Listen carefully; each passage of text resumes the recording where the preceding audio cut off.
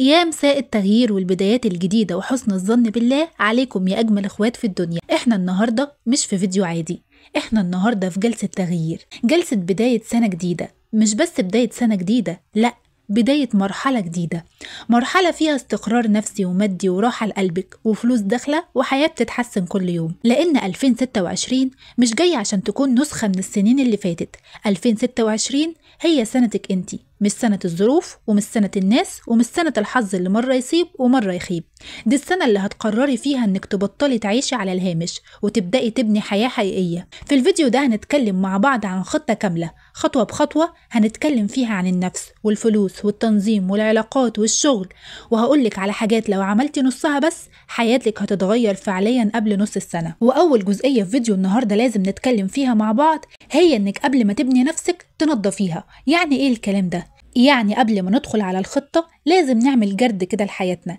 ما ينفعش تبني حياتك الجديدة فوق تعب قديم وعلى قلق وعلى علاقات مؤذية ولا على ضغط ولا على مقارنة. فأول خطوة هتاخديها علشان تستقبلي 2026 هي تنظيف النفس. طب هنعمل كده ازاي؟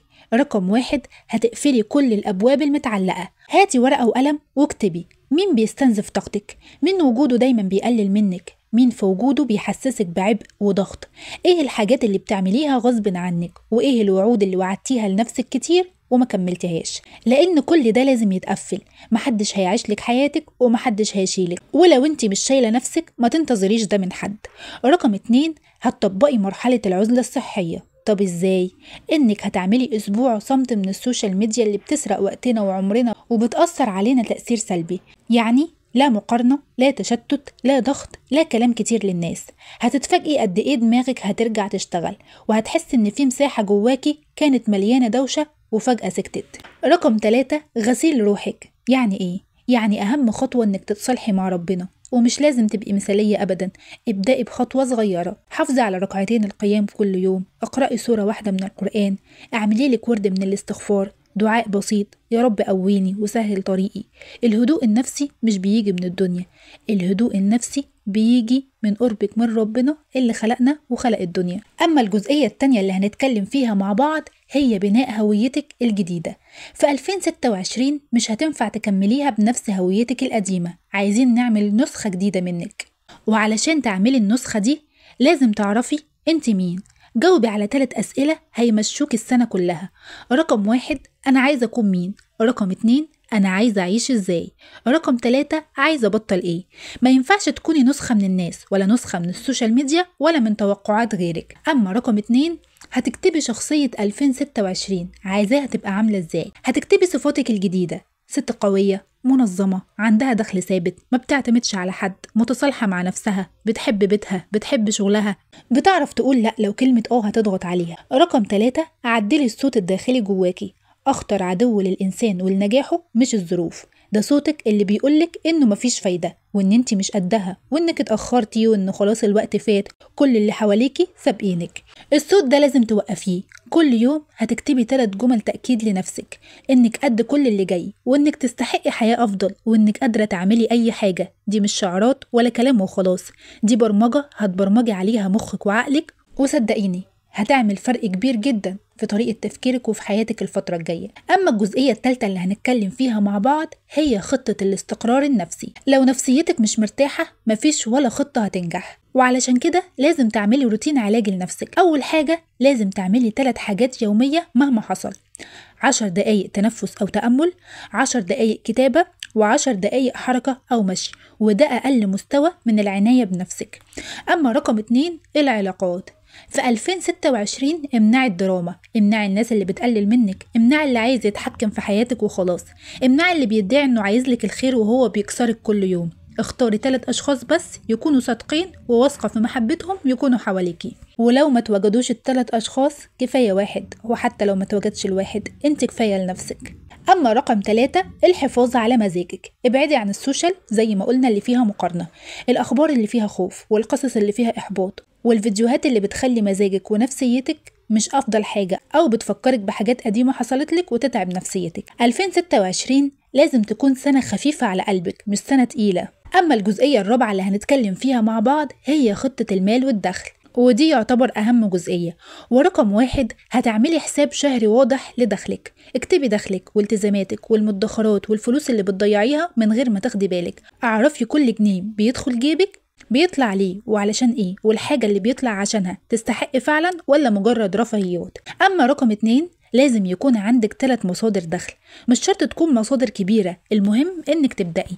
يعني مثلا مصدر اول وهو شغلك الاساسي لو كنت بتشتغلي، ومصدر تاني وهو مهارة بسيطة تتعلميها اونلاين زي الكتابة، تصميم، صوت، ادارة صفحات، تفريغ، ترجمة، تسويق. ومصدر تالت يكون مشروع صغير زي بيع منتجات، أي خدمات أنت تقدري تقدميها. في 2026 ما ينفعش تعيشي بمصدر دخل واحد، وكمان ما ينفعش يكون ملكيش مصدر دخل. أما رقم 3 فهي مهارة الشهر. يعني إيه مهارة الشهر؟ يعني كل شهر هتختاري مهارة وتتقني منها 20% بس، زي الكتابة أو الفوتوشوب أو المونتاج أو السوشيال ميديا أو خدمة عملاء أو صيانة أو بيع أونلاين أو صوت وتعليق. في خلال سنة هتكوني ممتلكة خبرة كبيرة جدا، وكل الحاجات اللي أنا قلتلك عليها دي تقدري تتعلمي أي حاجة فيهم بالتفصيل فقط من اليوتيوب ومجانا 100%. ابحثي بس على أي مهارة حابة تتعلميها وهتلاقي ملايين الفيديوهات بتقولك تتعلميها ازاي. أما رقم 4، اعملي صندوق وسميه صندوق النجاة. الصندوق ده هتحطي فيه 10% من أي فلوس تجيلك، ده اللي هيحميكي من القلق المالي. أما رقم 5، فبعيدي عن المقارنات المالية. انت مش مضطرة تبقي زي حد، تابعي أرقامك انت وبس وخليكي في حياتك، ملكيش دعوة مين لبس ايه ومين اشترى ايه ومين جاب ايه امتى، خليكي في نفسك وبس. أما الجزئية الخامسة اللي هنتكلم فيها مع بعض هي إدارة الوقت ونظام الحياة. الوقت هو العمود للخطة، والأسبوع الأول في بداية الخطة هنسميه الأسبوع الذهبي. هتعملي خطة أسبوعية ثابتة، هتخصصي في الأسبوع ده يوم للراحة ويوم للبيت و3 أيام للشغل ويوم للتطوير ويوم للمهام المفتوحة. أما رقم 2، فهتعملي نظام فيه 3 أولويات بس. كل يوم هتختاري حاجة مهمة جدا لازم تخلص، وبعدين حاجة متوسطة الأهمية، وكمان حاجة بسيطة ما يعديش يومك غير لما تعمليهم كل يوم. أما رقم 3، هتخلي حياتك سهلة. إزاي؟ عن طريق إنك تعملي تجهيزات للأكل، وعن طريق إنك تعملي روتين للبيت يساعدك في التنظيف، وتقللي الفوضى، وتقللي الملابس الكتير اللي مش بتستخدميها، وتقللي الأشياء اللي بتاخد وقت ومجهود في التنظيف. كل ما حياتك تكون بسيطة نجاحك هيزيد أكتر وأكتر. أما الجزئية السادسة فهي خطة العلاقات والسعادة. في 2026 اختاري علاقاتك بعقل، ابعدي عن العلاقات اللي بتستنزفك، واعرفي حدودك، وحبي نفسك مش بس بالكلام ولكن بالفعل. اعملي حاجة لنفسك كل يوم، فنجان قهوة، تمشي، تهتمي بنفسك ببشرتك، تقري كتاب، تعلمي نفسك انك تستحقي. اما الجزئية السابعة فهي خطة النجاح الكبيرة. هتختاري هدف واحد كبير لعام 2026، زي مثلا انك تعملي دخل برقم معين، او انك تكملي شهادة معينة، او تفتحي قناة، او تاخدي كورس معين تتعلمي فيه مهارة، او تظبطي صحتك، او تتعالجي نفسيا لو حاسة ان نفسيتك مش متظبطة في الفترة الاخيرة، وترتبي حياتك للاخر. خلي الهدف واحد بس وخطواته كتيرة، وقسميها على السنة، وبإذن الله على آخر السنة هتكوني حققتي كل حاجة نفسك فيها. ودلوقتي عايزاكي تسمعيني كويس جدا. 2026 مش هتبقى سنة أحلام، هتبقى سنة إنجازات بإذن الله، هتبقى سنة هدوء، هتبقى السنة اللي هتبصي عليها في يوم من الأيام وتقولي دي كانت نقطة التحول في حياتي. وبقولك من قلبي، مفيش واحدة ربنا خلقها ضعيفة، ومفيش واحدة مش قادرة. اللي بيوقفك هو خوف قديم أو تجارب قديمة أو ردود فعل قديمة، لكنك مش انت النسخة القديمة، انت النسخة اللي هتبدأ من دلوقتي. ابدأي حرفيا من النهاردة، مش من بكرة ولا من بعد ولا من أول السنة، ابدأي من دلوقتي. وبكده خلص الفيديو بتاع النهاردة، بس كلامنا مع بعض عمره ما هيخلص. استنوني في فيديو جديد قريب جدا، وما تنسوش تعملوا لايك للفيديو عشان اعرف ان عجبكم، واكتبوا لي في التعليقات ايه اكتر جملة عجبتكم، وما تنسوش تشاركوا الفيديو عشان يوصل لاكبر عدد من اخواتنا وحبايبنا اللي ممكن يكونوا محتاجين يسمعوه دلوقتي. استودعكم عناية الله، والسلام عليكم ورحمة الله وبركاته.